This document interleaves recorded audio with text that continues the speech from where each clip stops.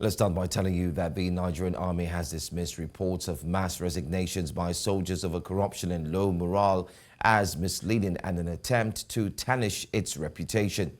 Responding to claims making rounds in the media, the Army clarified that service is voluntary, allowing personnel to disengage according to established procedures. The Army emphasized that discharges are routine and follow proper procedures to prepare personnel for post-service life, including entitlements and pensions. It refuted claims of low morale, highlighting that soldiers are motivated and welfare remains a top priority on the Chief of Army Staff, Lieutenant General Taurid Lagbaja. The Army is undertaking significant improvements in living conditions, infrastructure, and personal training. It called on the media to verify information before publication and avoid spreading disinformation. Away from that, tragedy is struck in Niger State, Nigeria, where a petrol tank explosion has claimed the lives of over 30 people. The incident occurred around 12:30 a.m. local time on Sunday along the Lapai-Agay Road, approximately 2 kilometers from Dendo community in Agay local government area. According to the Niger State Emergency Management Agency, the petrol tanker collided head-on with a trailer truck carrying travelers and cattle from Wudil, Kano State. The resulting fire engulfed 2 other vehicles, a crane truck and a pickup van, and burnt over 50 cattle alive.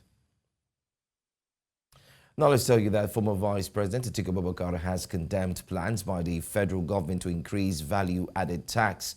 In a statement via his X handle, Atiku said the policy would deepen the domestic cost of living crisis. He described the plan as a blazing inferno that will consume the very essence of the people. He said President Bola Ahmed Tinubu, alongside his team of advisors, has resolved to raise the VAT rate from 7.5% to 10%, even as the NNPCL has announced a soaring PMS price increase at the pump. Atiku's outburst comes on the heels of the increase in the pump price of premium motor spirit, also known as fuel, by the Nigerian National Petroleum Corporation Limited.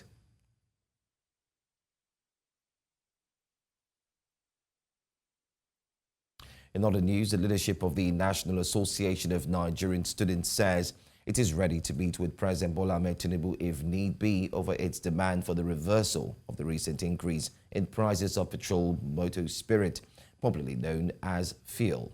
The secretary of the association, David Barrereka, revealed this during an interview with newsmen in Port Harcourt, River State. According to him, the student body is currently in discussion with key stakeholders in the petroleum industry, including businessman Aliko Dangote, oil marketers, and Minister of State for Petroleum, to seek a solution that would alleviate the public's burden. The development comes after the student body insisted on going ahead with the planned nationwide protest against the increase in petrol price. Well, let's just stay with news concerning the fuel price. The updates on the petrol scarcity situation as well. Oil marketers in Nigeria may soon begin importing petrol after the Nigerian National Petroleum Company, NNPC, announced it would only purchase from Dangote Petroleum Refinery if market prices exceed local pump prices. NNPC clarified that Dangote and other domestic refineries could sell directly to marketers on a willing buyer, willing seller basis, stating it does not aim to be the sole distributor. This contrasts with Dangote Group President Aliko Dangote's recent statements that NNPC would be the refinery's only domestic off-taker. Marketers say they will source petrol wherever it is cheaper, including imports. Mustafa Zamar of the Independent Petroleum Marketers Association indicated they may contact Dangote this week to check prices, confirming the government will not intervene in pricing. Let's go to security stories now. Residents of Sokoto State have called on the federal government to do more in ending the activities of bandits, which have continued to pose a danger to their lives and livelihoods. They say that despite the current economic situation in the country, bandit activities have increased their hardship and need to be curbed. News Central's Emmanuel Bagudu reports. It's Sunday afternoon in Sokoto town, also referred to as the seat of the caliphate. Though citizens are seen going about their normal businesses, many of them carry the pain brought by the rise in bandit activities. They say the effects of banditry and terrorism are compounding the calls by the government for citizens to bear the current harsh economy. I'm here in Tohon Kasua in Sokoto city center where I'm interacting with traders, and a lot of them are raising issues of high price of petrol, insecurity that has made prices of food to increase. I'm here one of the chairman. Assalamu alaikum balo. Alaikum assalam. Ya aiki ya kasuwa. Kasuwa mun gode Allah. Ka ya kyau ba.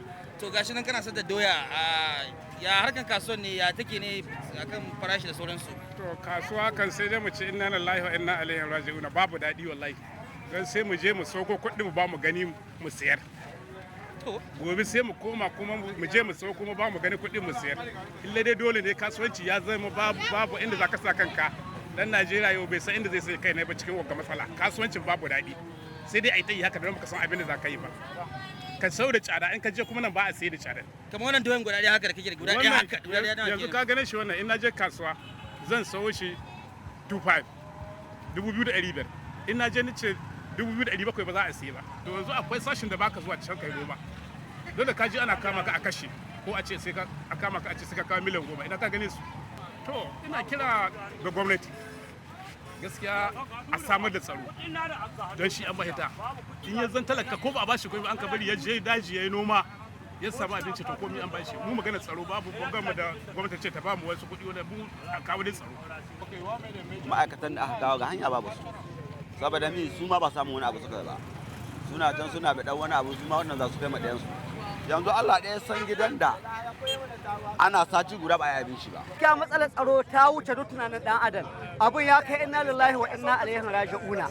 Yanzu in ka je nan dange shuni da rana mun san inda barayi suke lani na sai inda suke da ɗiyansu da matansu ana ganin su. Kuma ba ko bindigogi gare su na kwale ba duk yake rugana. Suna zuwa da mangari ba ta suna ɗauke mutane nan ƙauyukan dange shuni da kaje dange shuni kaje da aka ce mada bagi. Akwai matsalar tsaro wallahi akwai barayi wallahi zagaye da jihar Sokoto ƙananan hukumomi suna cikin haɗari ba a iya noma ba a iya kiwo suna kwashe dukiyar mutane suna ƙona abincin mutane. Gaskiya game da wanga kashe-kashen da ake yi ba mu jin daɗi ran muna ɓaci mun rasa laihin komi na rashin laihin gwamnati na ko laihin mu talakawa. One of the residents, also known as Rambo, a popular youth leader residing around the Sultan's palace, told News Central Television that the youths in Sokoto are willing to join the war against banditry. He, however, says that it is on the condition that the families are taken care of in the case they lose their lives. Ni iri na talaka yanzu in ni kokari ni kunduku share ya nittare yan ta'adda an kashe ni yanzu iyali na za a basu gaban zane to kaga yanzu wani bai koma yan haka nan amma yanzu ni iri na a ce yanzu na tari yan ta'adda sun taho na tare su an yi bala'i an kashe ni kilan hukuma ta ɗo nauyin iyali na kaga wani zai koma yan haka nan. Despite the security challenges, the citizens of Sokoto State are going about their normal businesses. This implies that they are willing and ready to give government their full cooperation to end insecurity in not just Sokoto, but the entire northwest region of the country. In Sokoto State, for News Central, I am Emmanuel Bagudu. In commemoration of the International Literacy Day in Maiduguri, the Borno State capital, an interesting narrative is emerging from a group of women formerly associated with Boko Haram, sharing their stories of regret and redemption. These women have openly discussed their regret over destroying their academic credentials and their current determination to seek educational advancement and that of their children. News Central's Umaru Kirawa had an exclusive engagement with the women and their children in Borno State. Take a look.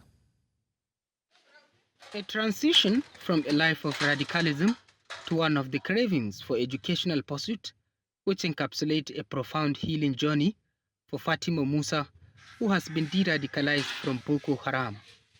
Fitowa na ra'ayina ne fitar da ni. To ba ni kaɗai ba duk ƴan uwana mata da suke karkashi na yanzu sun fi mutum 300 da wani abu. Duk faman da muke yanzu idan muka zauna ba mu da wani hira ya za mu yi muka gamu da Allah.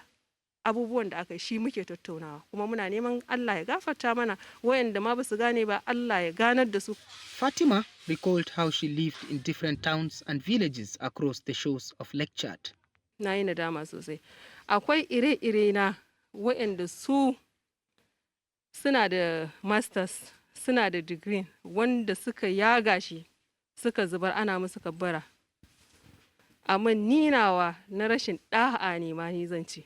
tunda a gaban ma'aifina wanda lokacin da yake nema min admission ɗin nan ba ƙaramin wahala ya sha ba. The experience in the bush was said to have been marked by ideological manipulation and severe deprivation. Don Allah a yafe mana kuma a inda kana da hanyar da har abin da muke nema a gurin ka don a kawo zaman lafiya. Mu ba kuɗi muke so ba abinci muke so ba. Yaranmu da suke zuwa a nuna musu hanyar Islam. Don ɓacewanmu da shiganmu daji da duk kisa-kisan da ake da zubar da jini da ake wallahi ba don kuɗi ba ne. In dai don kuɗi ne mutum zai je sayar da ran shi ne ya kashe kanshi. Fatima now struggles to advocate for peace as she engages in small-scale farming to survive, which is not enough for her and her 3 children. Ina son komawa makaranta sosai, kuma babu ma abin da nake son yi kamar malintan nan. Don saboda akwai yara waɗanda ba su samu tarbiyya na gari ba. Fatima and Zainab Adamu watched with keen interest an earlier interview I had with them where they offered a solution of improving the de-radicalization program. Ina da buri da bukatan ‘ya'yayena in su yi karatu sosai saboda in ga sun taimaka wa kansu da rayuwansu da sauran duka al'umma. Gaskiya muna kai kukanmu zuwa ga gwamnati akan ta nema mana ayyuka wanda za mu iya dogara da kanmu saboda mu kula da kanmu da yaranmu. The Executive Director, Alamin Foundation for Peace and Development, spoke to News Central on the intricacies of the de-radicalization program in Borno. We can change a lot in these women and then the young children that they are having. As I'm speaking to you now, even according to state records, over 200,000 have surrendered to Borno state government, which is an overwhelming situation. So therefore, but then the government is doing a lot. This magnitude has never been witnessed anywhere in this part of the world. Hence, we started a database. In that database that I started about 3 months ago in this foundation, we have now registered precisely 1,900 of such radicalized women and then 600 of minors. Some children of the de-radicalized shared their aspirations. Abokanayena ko ‘yansu za su iya rubuta sunansu, suna sauran wani abu, su yi wani abu haka su rubuta wannan. Ni ban iya ba, ina jin haushi, shine ni ma nake so na shiga makaranta in zama ina iya rubuta. A wasu kiran yara kana da kirange gwamnar wani yara kana don saboda dili a bilande so a wula so banna tana dili a rama jarata mine. The desire for education by the children and the de-radicalized women reflects a deep yearning to reconnect with the aspects of life that were denied to them during their time with Boko Haram. It represents a break from their past and a way to forge a new identity grounded in learning and growth. In Maiduguri for News Central, Umaru Kirawa. We'll go for a break. When we come back, we'll take a look at the fuel price and situation here in Nigeria. Do stay with us.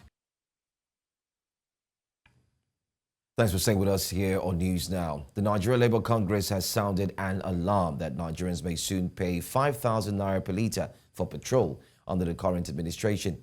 Speaking during an interview with newsmen, NLC spokesperson Benson Upa condemned the recent fuel price hike, calling it a breach of the agreement between NLC and President Bola Ahmed Tinubu's government.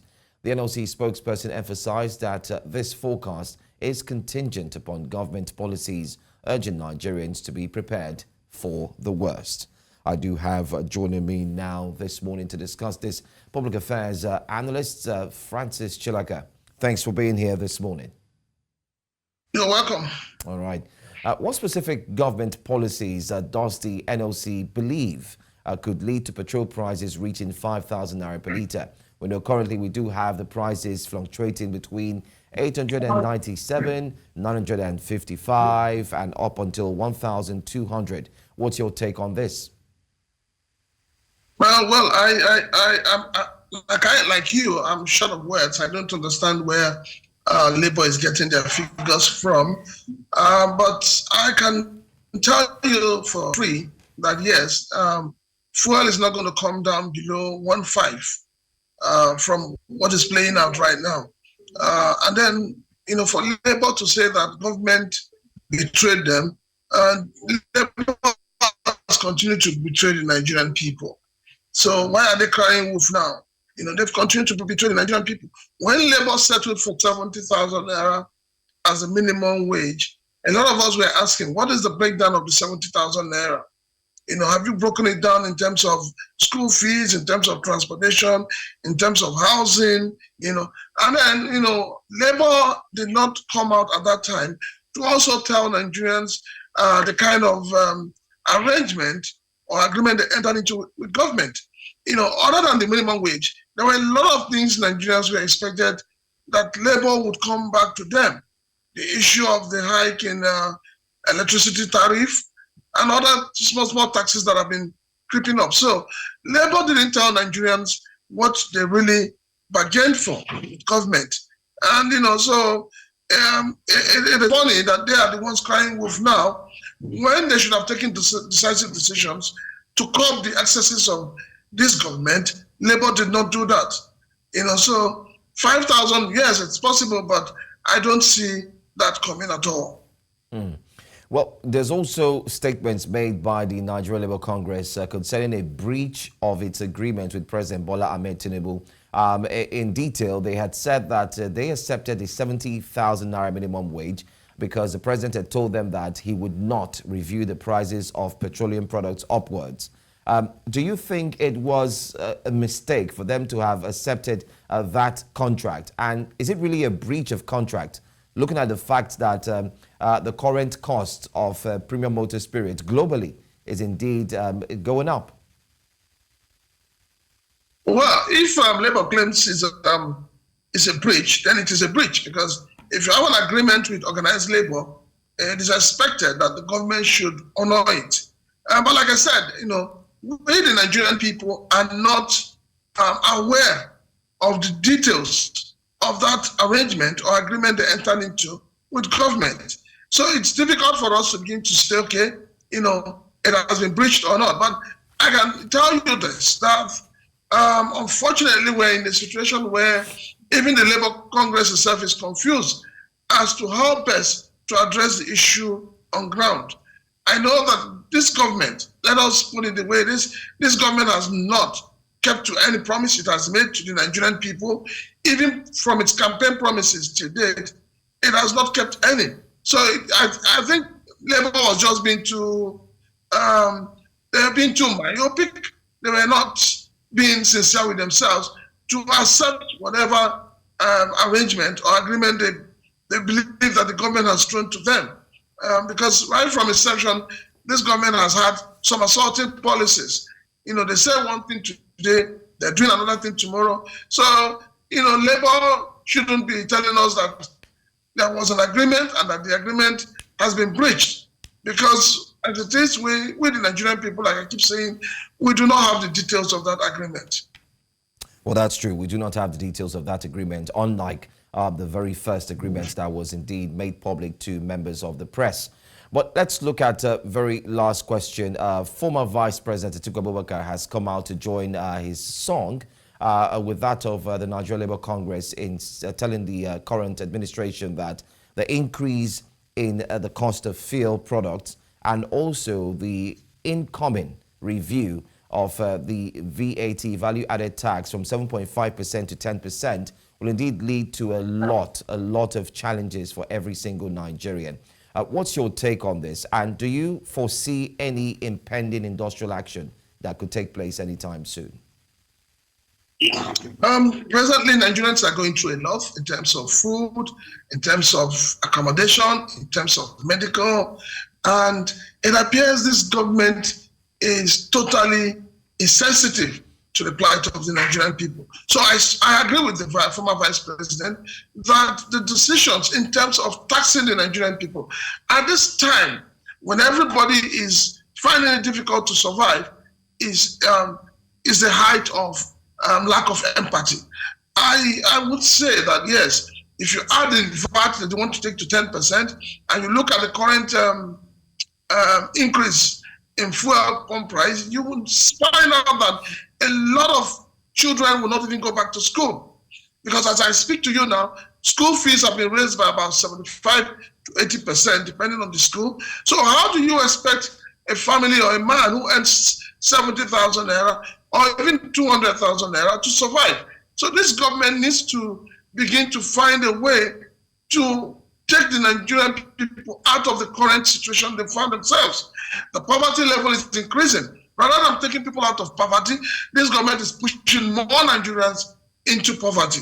So I agree with the Vice President that a lot needs to be done. This government needs to cut cost of governance. You cannot be telling us to bear with you. You cannot be telling us to be patient with you. Meanwhile, you, your ministers, and the governors are not even considering the plight of the ordinary Nigerians. So it is very, very sad. It is painful that, at this time, we're looking at a minimum wage of 70,000 naira, and we're looking at a pump price of petrol at 1,002, 1,003. How do you want Nigerians to survive? So that these are questions that are begging for an answer, and it falls back to government. You can't be, pushing the people. You can't be taxing the people. You can't be sharing a lot of money amongst the states, and yet the people are living in penury. It is totally, totally unacceptable. Completely enjoyed your time here with us. Thank you so much, Mr. Francis Chilaka, for joining us as we continue with the news. You're welcome. Right. Thank you. Nigeria's Economic and Financial Crimes Commission has handed over 170,000 United States dollars to the Canadian government, being proceeds of financial crime perpetrated against victims in Canada. The FCC chairman, Ola Olukayode, also handed over other assets, including 53 vehicles, saying they were recovered for an extensive investigation conducted spanning several years. He says the ceremony is indicative of government's zero-tolerance posture against cybercrime. Well, joining me here to speak about this is Dr. Oludare Akinlaja, CEO, Oludare Akinlaja Research and Development Group. Thank you so much for being here this morning. Now, given the significant amount of recovered funds, just as we've said, and also the assets as well, how effective would you say the EFCC has been in combating financial crimes in Nigeria? Do you think there are specific strategies or initiatives that have contributed to this success? Well, thank you for having me. The EFCC has so let me use the word can. The EFCC truly can do a lot with combating crimes. Of course, when it comes to our environment in Nigeria, of course, we know there are other factors that play with respect to carrying out their assignments.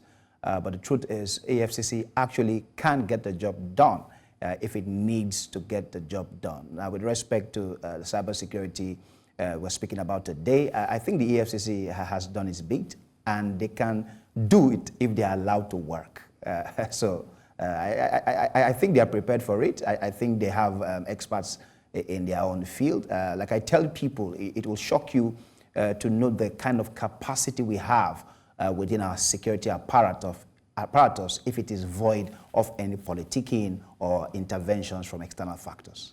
All right. You did mention if it's void of any politicking, but I'll come back to that because I'd like you to discuss more on that. But then again, the handover of assets to Canada indeed highlights the importance of international collaboration in fighting financial crimes. Now, how does this incident demonstrate Nigeria's commitment to global efforts in this area? And what are the potential implications for future cooperation? Well, it's very interesting. I'm sure you remember that some time ago, there was a particular car that they said was traced to Nigeria from Canada. I don't know if you remember that story. Absolutely, I do. Yeah, so what this will give to us as a people is that the nation has zero tolerance for this. So irrespective of what happens in foreign nations, the nations, wherever these crimes have been perpetrated, will seem to say, oh, okay, it seems Nigeria is ready to allow us either investigate people from there and get our returns back. So this collaboration is beautiful for the interactions between that environment and this. You know, it's important because, you know, it's possible that people think that once they commit crimes and they come back into Nigeria, they're probably shielded, okay, and nobody can touch them anymore. But you see, when those countries know that no matter where you run to, they can still investigate you, you can still be charged for your crimes, and they can still retrieve whatever assets that you have wrongly collected from people. It's very important for the perception of our country and how people perceive us from outside. Let's talk about instilling trust, especially in the anti-graft agency. Now, what we see here is the anti-graft agency is going after cybercrime, and most importantly, many have lauded this initiative of ensuring that a lot of stolen items, assets are repatriated or taken back to the country where they were stolen from. But it's a rather mixed feeling for some Nigerians, because they feel while the EFCC is putting all its efforts, just as we've seen here in the cybercrime situation, there seems to be a lackluster performance in anti-graft engagement, especially back home. We've seen cases where even politicians who ought to have been caught or have been apprehended seem not to have been apprehended yet. What's your take on that? Where it seems like back home, the FCC isn't as strong as it should be, but then again, the international scene is being perceived as being very strong. Well, I'll answer that question like a design thinker. I'm sure the anti-graft agency have said to themselves, so let's look at the part of least resistance and how can we create quick wins, okay? If we are internally trying to get things done and there's going to be so much of limitations with respect to dealing with interest, dealing with pressure points and all, why don't we pay our attention to things that can give us quick wins? Because if cybersecurity will give us quick wins, of course, you know that globally Nigeria is perceived in certain light with respect to cybersecurity, even if we're not even in the top 3 countries that have high cybersecurity problems. But you know, it's just that our name is mentioned everywhere. I don't know for whatever reason. And you know, these kind of conversations will help Nigeria receive a kind of perception booster with respect to the fact that its anti-graft agency is trying to deal with these cybersecurity issues globally. But of course, with the internal conversation, I'm sure the EFCC and its stakeholders have said to themselves, you know what, why don't we look at somewhere and look for a low-hanging fruit, sort of, you know, that we can create quick wins with, that can help us do our jobs and get some level of wins for the country. Thank you so much for joining us here in the news, Dr. Oludare Akinlaja, CEO Oludare Akinlaj Research and Development Group. Thanks for your time. Thank you for having me. Great. Nigeria's promising tech ecosystem is experiencing rapid growth fueled by innovative startups. The surge in entrepreneurial activity is not only driving economic development, but also positioning the country as a top player in the global tech landscape. Let's take a look at this package. One of the key factors contributing to Nigeria's tech boom is its large and youthful population. With a significant number of tech-savvy individuals, the country is a fertile ground for innovation. While Nigeria's tech sector is on a positive trajectory, tech founders narrate persistent challenges and future opportunities. Many areas in Nigeria still lack access to reliable power supply. This is a challenge that even startups face. So an energy-based startup that offers affordable and renewable off-grid solutions can form partnerships with other businesses as an energy provider based on this opportunity. Tech entrepreneurs can also look into various methods that they can use emerging tech. So there's a lot of opportunity in Nigeria's tech ecosystem, and it's important for anyone interested to leverage their network, build with the local market in mind, and to collaborate with others in the field if they want to succeed. The instability in the economic environment, so inflation and our exchange rate, it makes it really hard to access foreign capital. It makes it really hard to access foreign goods, foreign labor, which just makes it much more expensive to run and invest in businesses in Nigeria.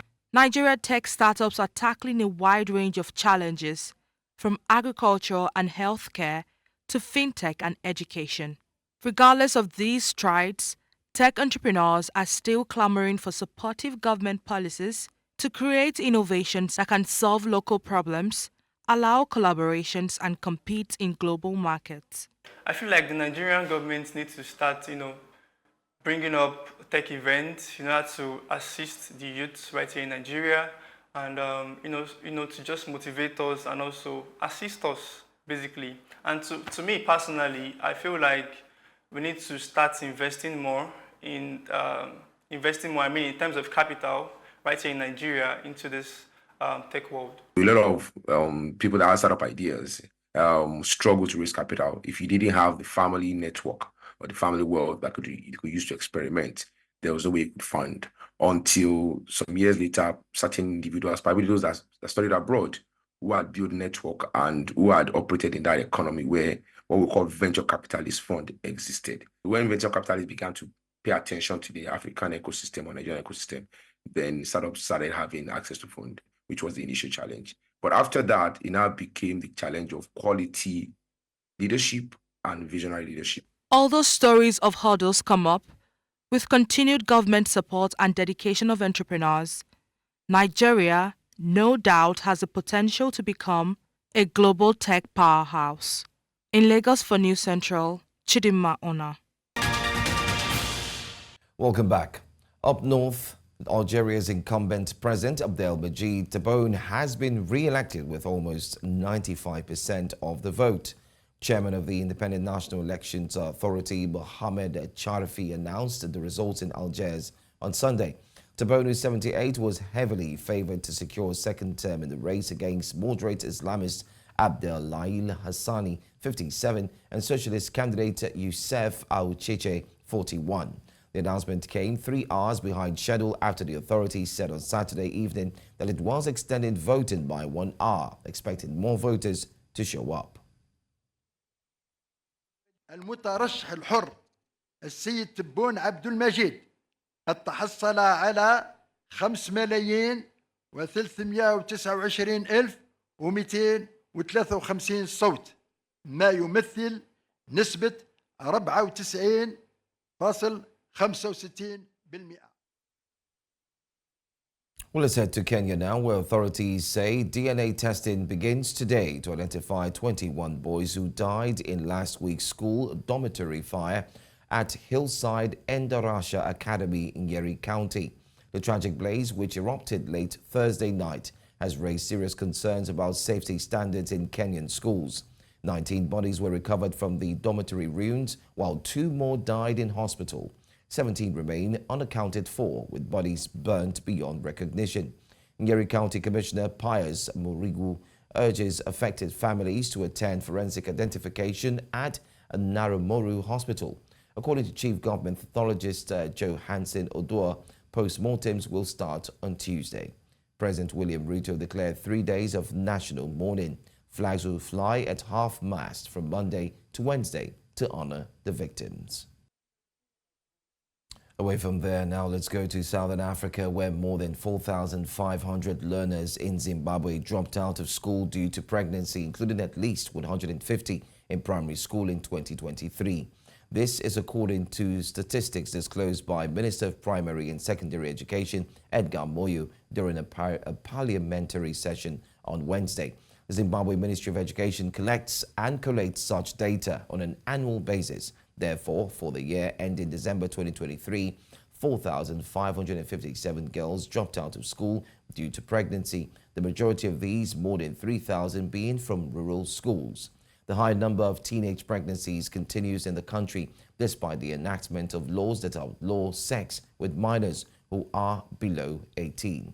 To discuss this, we're joined by Lina Ruparaganda, a lecturer in the Department of Social Work, Arupe Jesuit University, chairperson for the Board of Trustees Institute of Women Social Workers in Zimbabwe. Good morning and thanks for joining us here on News Now. What are the current statistics on teenage pregnancy and school dropouts in Zimbabwe, and how have these trends changed over recent years? Oh, thank you very much for having me on this platform. So you realize that in the past decade, that is, we are talking of from around 2010 to around 2020, we saw as Zimbabwe a steady decrease in the number of school dropouts in general, and also resulting from child pregnancies or adolescent pregnancies. But starting 2020, the achievements that have been gained have started to deteriorate, with an increase starting to be realized in the number of school dropouts as a result of teenage pregnancy. So as of 2023 alone, at least more than 4,500 learners in Zimbabwe have been reported to have dropped out of school due to pregnancy. And the majority of these, around 3,944, being from rural backgrounds. So indeed, it has become a cause of concern and a worry. All right, Mrs. Rupert Gaganda, I'd like you to highlight for us some of the factors that contribute to teen pregnancy. I mean, in your experience, what cultural attitudes or practices contribute to the normalization of teenage pregnancy in some of these communities? So you will realize that there are a number of multiple factors, and some of these, while they are related to cultural issues and also religious beliefs and values, we still have some other issues that we are grappling with as a country, like the prevailing economic recession, which has led to poverty, unemployment, and also depletion of family savings. And in the rural areas, basically because of climate change, there's been a fall in agricultural productivity, which also means families do not have much in terms of savings. So we have a lot of children being left alone without any parental guidance as parents try to migrate to other locations in search of better income so that they can support the families. So children are left without supervision and care, and this also is rooted in our cultural beliefs and values, where the moment you become a teenager, you are seen as an adult and you can start to take care of your siblings. And in essence, when we then look at the girl child, the African patriarchal traditional values and systems have always seen the girl child roles centering around providing social care within the home environment. So when parents then migrate to try and, supplement household income, the burden is left on the girl child to then take up the family roles. They are without any supervision, exposing them to other factors and vulnerable situations such as drug and substance abuse. So it's a whole lot that is then exposing these children. When parents are away, children are also given access to phones where they then use instead of just using. Okay, that's fine. Okay, all right. I mean, thank you so much for shedding light on that as well. Well, we look forward to getting an update on what the current situation would be. But thank you for your time and thank you for joining us. Thank you. Right. And on to sports. Nigeria's under-19 female cricket team defeated their Ghanaian counterparts by 178 runs in the first game of their cricket series at the Unilag Cricket Oval on Sunday.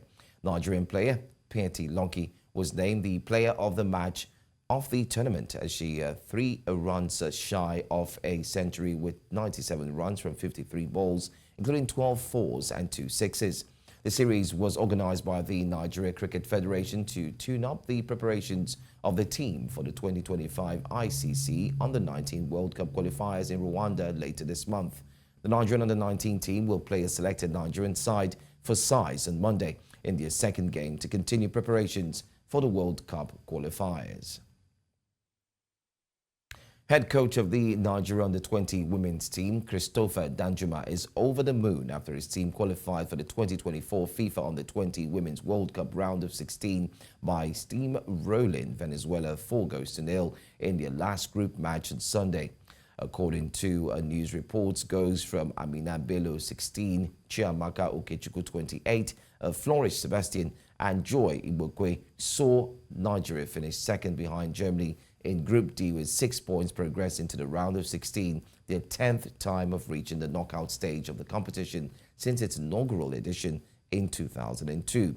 Nigeria will face off against Japan in the round of 16 fixture starting at Estadio Metropolitano de Teco in Bogota on Friday.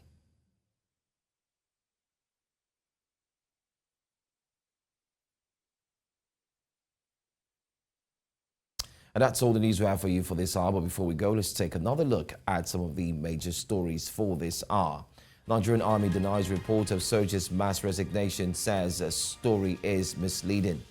Former Vice President Atiku Abubakar warns against VAT fuel price hikes and says it will worsen cost of living. DNA testing begins on Monday to identify victims in Kenya's school fire incident. You can be part of the news this Monday by sending in your eyewitness report to the WhatsApp number on the screen. And you can also follow us on all socials. We are at News Central TV. Keep watching News Central Television live on DSTV channel 422, Star Times channel 274, stream live on Facebook and also on YouTube. The ladies of Jasiri come up next at 10 a.m. West African time. I am Joe Hanson. Thank you for watching.